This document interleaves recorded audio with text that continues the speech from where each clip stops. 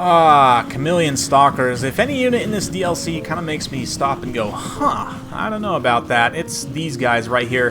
They've got some weird stuff going on. We'll get back to them in just a minute here, but myself against Tura, and this is the replay I was talking about in my Quaddle video, where he's going to use the Quaddle up against the Vampire Coast to hide his Skink Oracle. He's got a couple Feral Bastildons in here as well, and then of course all these Chameleon units, 3 Chameleon Skinks, traditional Chameleon Skinks, and what is this, 4 or 5 Stalkers? Yeah, 5 Chameleon Stalkers.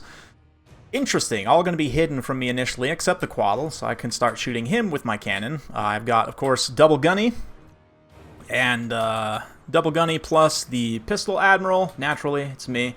Also got the Gallows Giant, got a bunch of pistols, zombies, your typical stuff. 4 Hounds as well, hidden in the woods over here, ready for a big flank overload. And yeah, let's talk a little bit more about Chameleon Stalkers. So they are, in my opinion, have a little bit of an identity crisis between being a skirmisher and a melee unit. They are not really a skirmish unit. They're the first one here to have this actual precursor behavior.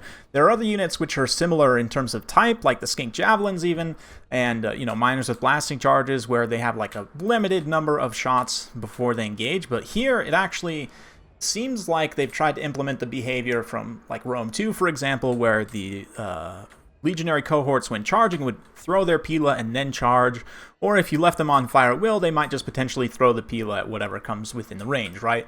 And it does appear that these guys have been implemented with a similar behavior. They've got 2 volleys of very high missile damage, explosive kind of blow darts. I guess I call them mouth grenades. Not really sure what to make of it. Only 50 range is very limited. And again, only 2 volleys. They've also got poison melee attacks. The 68 unit models, they're the same as regular Chameleon Skinks and most skirmisher units. Therefore, they have pretty low HP overall. That low HP and low defensive stats means they're just very squishy for their cost. These guys cost 675 as currently implemented. They do have very good leadership for Skinks, it must be said. 48 speed is also great. Stalk, Strider, and some physical resistance as well does help them become a little bit tankier. They've also got 20% missile resistance instead of the typical, what is it, 40% for Chameleons? Anyway, yeah, let's see how they can do here. Against the Vampire Coast, they do have a few things going for them. They could potentially burst down zombies very quickly with that precursor weapon, if they can actually throw them in. Also, they're stalked, right? So they're not going to get lit up on the approach by everything else. Speaking of getting lit up, the Necrofex Colossus here, Gallows Giant, just trying to get a little bit of early initial fire on these Chameleon Skinks. I'm going to try him, kind of pull him back on this flank, move the Gunnery White forward, and we're going to have an Old West style shootout with Oxyotl versus the, and obviously the Skink Oracle, and all of his Chameleons versus the, you know, Double Gunny Admiral and my pistols, plus the Necrofex potentially. And the Chameleon Stalkers are just going to be used to basically engage in the front line, right? Again, they haven't been spotted at all, they haven't been lit up by any kind of... Ooh, and the damage there from that precursor weapon is pretty impactful on those zombies. It does seem to be pretty impactful on single entities as well, from what I've seen. Especially lower armor single entities, but yeah, nice explosive damage there. Then they charge in. You can see this zombie halberd already crumbling. So initially very good for clearing out that chaff. And given that they were, you know, completely hidden up until they surprised me, but I mean, granted, I did kind of know Turn was going to take them in this battle, but let's see. Overwatch, Skink Fire, nice fireball as well from the Oracle. Love to see that in this matchup. And all of a sudden, Gallows Giant is taking an extreme amount of damage. That being said, the triple Gun Crab are all teeing off on the Skink Oracle, and we managed to already collapse 1 Chameleon Stalker. And we're kind of pushing up and around the flank here. Turn does a good job peeling, though. I mean, obviously, zombies are much slower than the Chameleon Stalkers. Chameleon Stalkers try and catch up with the Hounds. Hounds are just barely able to outmaneuver them. But I am actually going to miss-micro them here for a moment and forget to issue. My intention was to come in and swarm these Chameleons. Turn also doing a good job, though, in coming and blocking with these Stalkers. Like, these Stalkers get in on this dog, which is now engaged. So, pretty good stuff for him. For myself, Gallows Giant really not doing great. A little bit of a swing and a miss there on that Scab Scrath from the Gunnery Whites. But still, we're going to be able to push away the Quaddle there and try and get the Gallows Giant back to a position where I can heal it back up.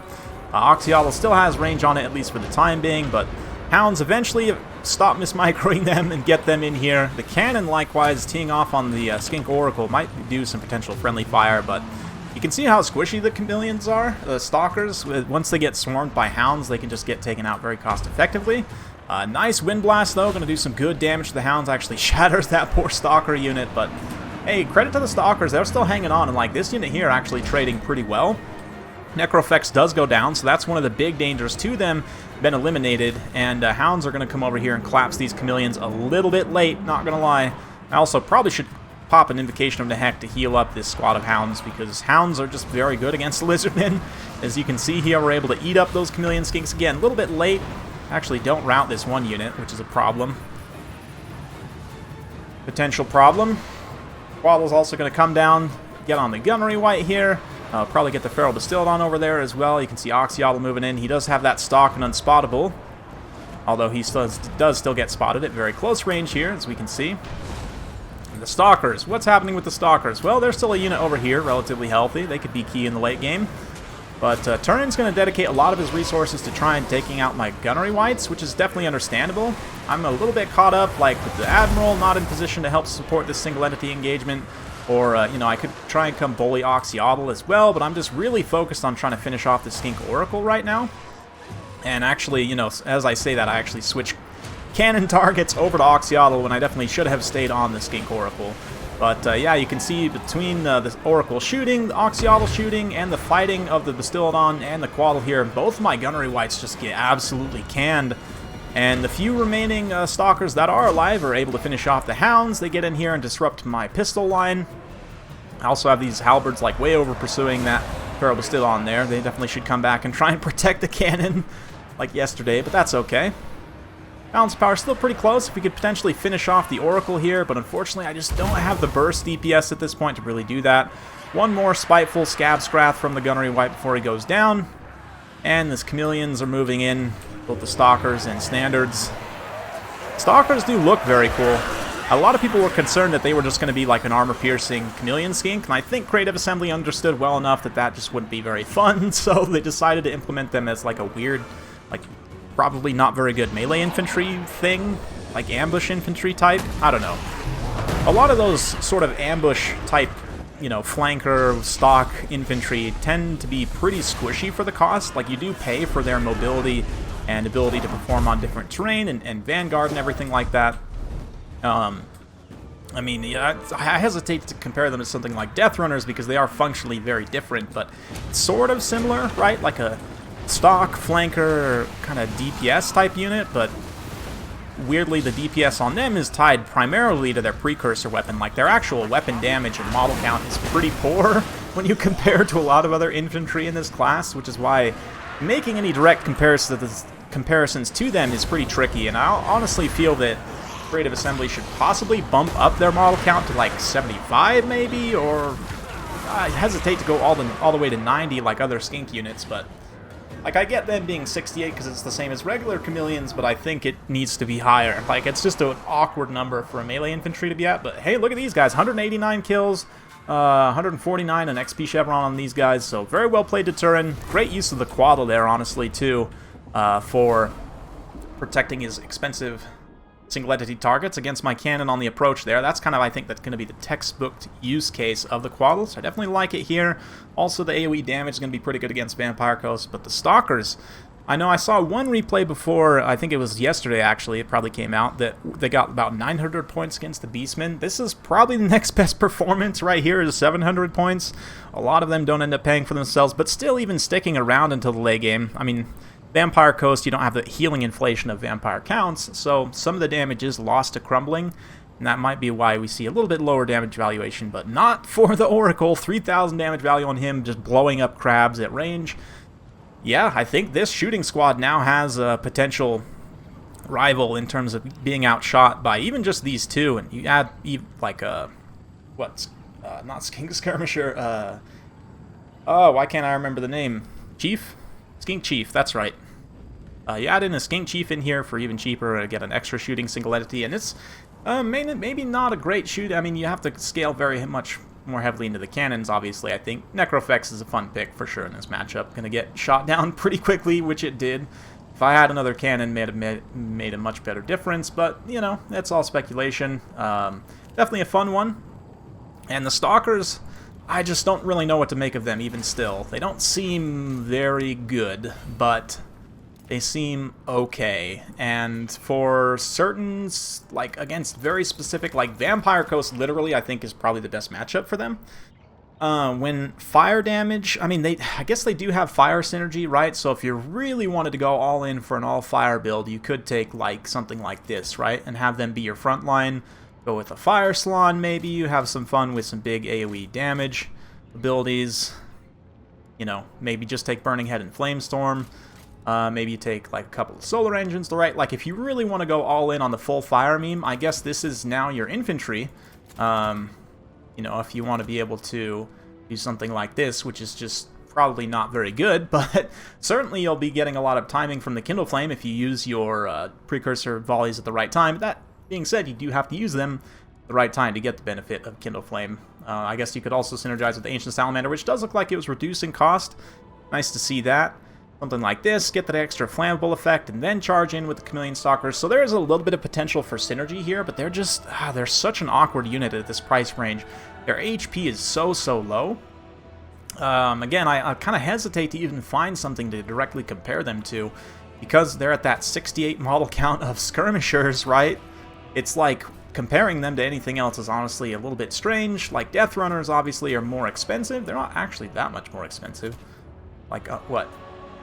225? No, less than 200, 175 points more expensive. They're anti-infantry, they have the armor debuff rather than the poison, no precursor weapons, but I guess sort of similar in that they're even less unit models, similarly kind of lowish weapon strength and stats. They're even slightly faster than the Chameleons, and both have stock, Vanguard, Strider, and physical resistance, so I guess maybe there is a good amount of comparison to be made between these two.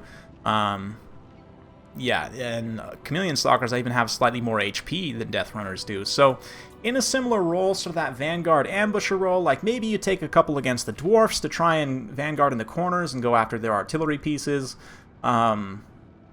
Yeah, in that type of role, I do think they'll be pretty good against artillery-type factions, slower factions where they can outrun the majority of your opponent's units, right? At 48 speed, I mean, they are very fast, certainly. They're even faster than Red Crest, but, like, I don't know, comparing them to Red Crest even is a little bit interesting, because Red Crests have 90 unit models and 1,500 more HP, so obviously if Red Crest had Vanguard, you would just probably never take the Chameleon Stalkers. They are slightly different, obviously. I mean, the Chameleon Stalkers, you definitely have to take advantage of the precursor. You gotta use their Vanguard and sort of their weird specialist traits to your advantage, but I just think generally this unit's not going to be very cost-effective as currently implemented. I don't know, I really feel like Creative Assembly should, again, bump the model count up to like 75 or even 100, or not 100, 90. 90 might be too much, but even like 75 would be a little bit better. Maybe increase their base HP, maybe increase their stats ever so slightly. I'm not really sure. Or alternately just reduce their cost. I do feel then they would have even more overlap with the Red Crests, but I don't know. What do you guys think? Let me know down in the comments below. You've seen these guys in quite a few videos now, and they don't seem to perform very reliably. Occasionally they can pay for themselves, but let me know what you think. Hopefully you enjoyed this. If you like this sort of content, be sure to like, subscribe, hit that bell notification every time I upload a new video. You'll be notified. Thanks again. See you next time.